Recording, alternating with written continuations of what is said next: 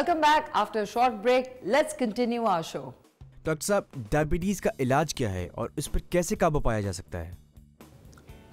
Diabetes mellitus अगर type 1 है, अगर छोटी उम्र में डायबिटीज़ की बीमारी हुई है तो वो एक मेडिकल इमरजेंसी है। उसका इलाज इंसुलिन के टीके ही है, उसमें कतन कोताही नहीं बरती जा सकती।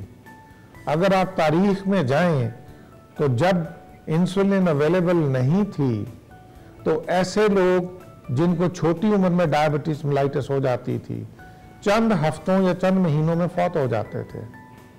ये सिर्फ और सिर्फ इंसुलिन की वजह से है कि आज वो लोग अपनी बीमारी के साथ जवान भी होते हैं, जॉब भी करते हैं, नौकरी भी करते हैं, शादी भी करते हैं, बाप या माँ भी बनते हैं, सभी कुछ कर लेते हैं।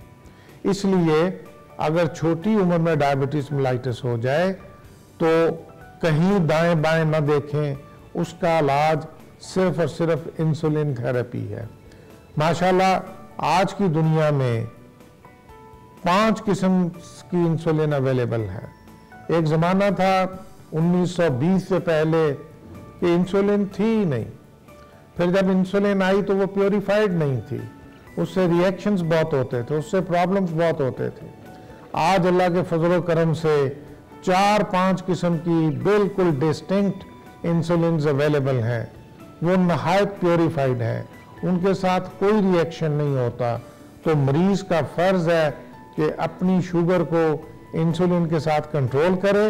वो अपनी तालीम भी जारी रख सकता है, वो कंपटीशन के एग्ज़ाम्स में भी बैठ सकता है, वो फर्स्ट क्लास जॉब भी कर सकता है, वो शादी भी कर सकता है और अल्लाह ताला करम करे तो माँ या बाप भी बन सकता है। डाइट एक मेन इंपॉर्टेंट पार्ट है, इसके स्टेप है ट्रीटमेंट का।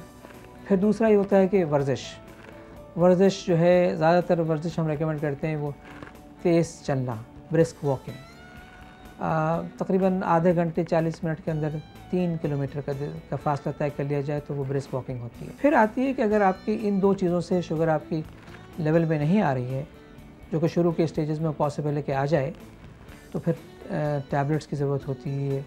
और शुरू में एक टैबलेट्स, फिर कई टैबलेट्स, फिर 2-2, 3-3 टैबलेट्स हम मिलाते हैं और फिर आखिर में नहीं, मतलब कि कई साल, 7-8 साल के बाद जो है फिर इंसुलिन की नौबत आ जाती है। क्योंकि डायबिटीज़ एक साक़ित मर्ज़ नहीं है कि एक ही लेवल पर रहता है। वक्त जैसे गुज़रता है डायबिटीज़ की शिद्दत में इजाफ़ा होता है, तो उनमें नंबर ऑफ़ टैबलेट्स और फिर इंसुलिन की बारी अक्सर लोगों में आती है। डॉक्टर साहब, डायबिटीज़ के हवाले से मीडिया का क्या किरदार हो सकता है और उसकी क्या जिम्मेदारियाँ बनती हैं? देखिए जी, जहाँ तक मीडिया की बात है, सबसे पहले तो मेरे ख्याल में ये 1997 के बाद एक चेंजिंग ट्रेंड है हमारे मुल्क में, जो कि शायद खुशाइन भी है, वो कि एक मॉन्स्टर बन गया मीडिया। एक तो मीडिया का भरपूर अंदाज से छा जाना है इस सोसाइटी पे, इस माशरे में, ये एक अच्छी बात है। और ऑब्वियसली जितनी आपके पास चैनल्स होंगे उतनी आपके पास अपॉर्चुनिटी है कि आप बहुत तरीके से लोगों को अवेयरनेस, यानी कि उनको बता सकते हैं कि जो बीमारियां हैं या इसकी जो मिथ्स हैं या जो उनके दिमाग में दकियानूसी किस्म के ख्यालात हैं, उनको हम बहुत अच्छे तरीके से दूर कर सकते हैं। आइए आपको सुनवाते हैं लोगों के कुछ कमेंट्स। नॉर्मल शुगर वैल्यूज़ जो हैं वो कितनी होती हैं? 200-300, इससे ज़्यादा फिर ज़्यादा खाने से हो जाती है। शुगर का जो मर्ज़ है किस वजह से होता है? सर, ये शुगर का मर्ज़ जो होता है ये चीनी ज़्यादा इस्तेमाल करने से होता है, मीठी चीज़ें खाने से ज़्यादा होता है। नॉर्मल शुगर जो है कितनी होनी चाहिए?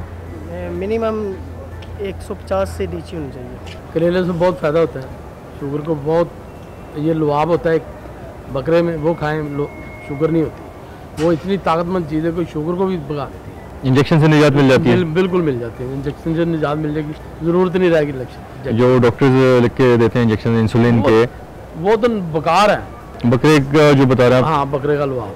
बकरे का लुआब मतलब वो दिल गुर्दा बकरे का एक गुर्दे में होता है, गर्दन में होता है, ये खाएं। अच्छा, आपकी कहीं कोई क्लिनिक है, किस तरह से आप मतलब देते हैं? दुकान है गोश्त की, मटन की दुकान है। अच्छा, मटन की दुकान है, मटन की दुकान है। तो लोग लेके जाते हैं उससे, फिर वो बार-बार। अच्छा, हम खुद कहते हैं यार ये तुम ये खाया करो, कोई दोस्त आता है ना, यार क्या शुगर हो, यार लुआब खाया करो। आपने लोगों के कमेंट्स सुने, आइए देखते हैं कि डॉक्टर्स इस बारे में क्या कहते हैं। अच्छा, ये मिर्ची के हवाले से एक और चीज़ है कि बहुत सारे लोग जो हैं वो इश्तिहार भी देते हैं और क्लेम करते हैं, हमारी सोसाइटी में भी, हमारे माशरे में भी, कि जी शुगर का जड़ से ख़ात्मा किया जा सकता है। तो मैंने वही बात करूंगा, एक तो ये कि आजकल के दौर में शुगर का जड़ से खात्मा मुमकिन नहीं है अभी तक फ़िलहाल। आगे दुनिया में क्या होता है वो हमें नहीं पता।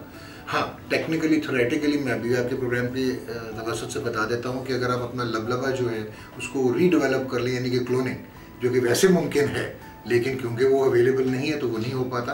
तो अभी एक इंटीग्रेटेड इंसुलिन पंप्स की बात है, वो शायद 1-2 साल में मार्केट में आ जाएंगे और वो लबलबे की तरह बिहेव करेंगे।